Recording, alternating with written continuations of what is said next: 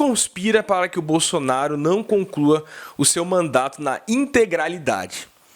E isso vai colocar um dilema, uma controvérsia muito complicada para os progressistas. Porque se por um lado o impeachment do Bolsonaro, por exemplo, pode ser uma grande vitória, né, dos progressistas, da esquerda ou daqueles que simplesmente não concordam com o governo Bolsonaro, por outro lado esse impeachment pode abrir caminho para coisas muito perigosas. E eu vou explicar mais ou menos aqui o que eu estou cogitando. Porque é o seguinte, o consórcio que sustenta o Bolsonaro até hoje no Palácio do Planalto parece estar se desintegrando. Os militares veem o Bolsonaro com desconfiança, né, por conta da inconstância emocional dele, por conta da irresponsabilidade, das suas declarações sempre perigosas, sobretudo quando fala de geopolítica externa. Então, bom, quem viu o discurso do Bolsonaro nas Nações Unidas, né, exceto aqueles, né, que, sabe, amam o Bolsonaro e tal, aquela galera do Facebook, mas tirando esse povo, qualquer um que tem um pouco mais de estudo e instrução percebe que aquilo ali não é um discurso digno de um chefe de Estado, né? O cara foi nas Nações Unidas e falou I love you, Trump. Então, os militares que têm estudo, têm consciência de mundo, sabem que olha o que os caras ajudaram a colocar na presidência da República. Então já vem o Bolsonaro com certa desconfiança. Até porque o Bolsonaro, por conta dessa irresponsabilidade, pode colocar o Brasil em guerra com algum outro país, né, numa dessas. Fala de Cuba, fala de Venezuela, fala da Alemanha, fala da França, com uma tremenda irresponsabilidade, sabe? Uma falta de senso que assusta e com certeza amedronta os militares. Os militares devem tremer de medo quando o Bolsonaro vai falar para o mundo, né, numa reunião importante, seja das Nações Unidas ou em qualquer outra ocasião. O mercado financeiro, que é uma outra força que integra esse consórcio, já conseguiu o que queria, que era a aprovação da reforma da Previdência. Então ele não tem por que ficar gastando, né, sabe, sendo, sabe, prestígio, sendo fiador de uma figura tão boçal como é a do Bolsonaro.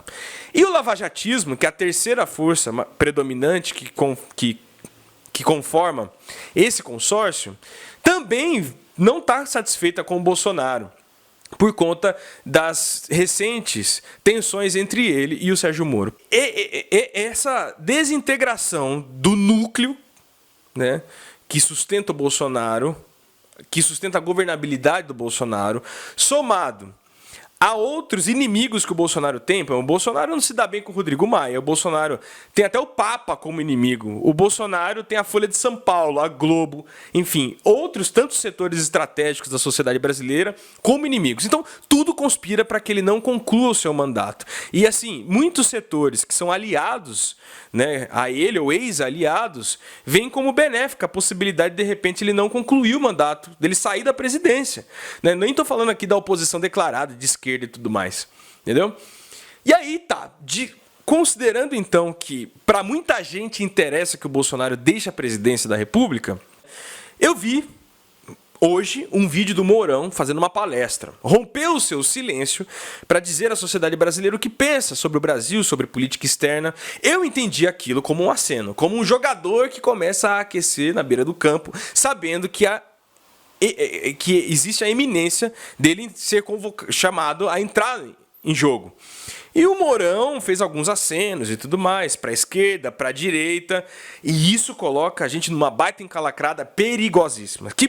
Por quê? Se por um lado o Mourão é uma figura muito mais consequente, muito mais equilibrada, um cara mais austero, mais sério do que o Bolsonaro, já vai evitar um monte de mico que a gente anda pagando recentemente. Por outro lado, ele continua sendo o representante do ideário que levou o Bolsonaro à presidência da República. Não nos iludamos. Ele faz declarações muito melhores do que as do Bolsonaro a respeito da Amazônia, a respeito da Venezuela. Ele é contra a intervenção militar na Venezuela, não só do Brasil, mas de qualquer outro país. Ele fala muito bem a respeito da Amazônia, né, pelo menos nessa palestra que eu vi. Só que, por outro lado, né, ele tem ainda aquele discurso também lavajatista de faxina nas instituições, o Congresso é corrupto, os partidos são todos corruptos. E isso coloca, ou deveria colocar, uma preocupação pra gente. Porque, dado o impeachment do Bolsonaro ser provável, nós temos no meu entendimento, 3 cenários possíveis. Primeiramente, os militares, através do general Mourão, chegam ao poder. Mas ele é um militar aposentado. Tudo bem, mas pro povão vai ficar a mensagem, a ideia de que os militares chegaram ao poder. Eles chegam ao poder e respeitam as instituições. Esse é um cenário menos pior, com certeza. O segundo cenário é o mais perigoso, na minha opinião, e o pior possível. Os militares chegam ao poder através do general Mourão, mas se deixam levar por esse discurso fascistoide e lavajatista que hoje tem eco na sociedade brasileira. Tem que fechar o STF, tem que fechar o Congresso, tem que acabar com as instituições. Tentar resolver a crise pela qual a democracia passa hoje com menos democracia. Quando o certo é aprofundar a democracia, a gente fortalecer as instituições, oxigená-las, né, defendê-las, reformulá-las e não defender o fechamento ou se seduzir por esse discurso, políticas são todos corruptos, e aí vamos fazer uma gestão técnica. É um perigo isso, né? E o terceiro cenário é o Bolsonaro se valer do seu capital político e permanecer no poder. O impeachment do Bolsonaro pode ser, no primeiro momento, uma coisa muito boa, a esquerda vai comemorar, vai se deixar levar pelo discurso, fora Bolsonaro e tal. Só que esse impeachment pode ser uma janela de oportunidade para que forças estranhas e obscuras do backstage da política brasileira, né, ascendam ao poder e, uma vez lá, vejam caminho livre para suas taras autoritárias.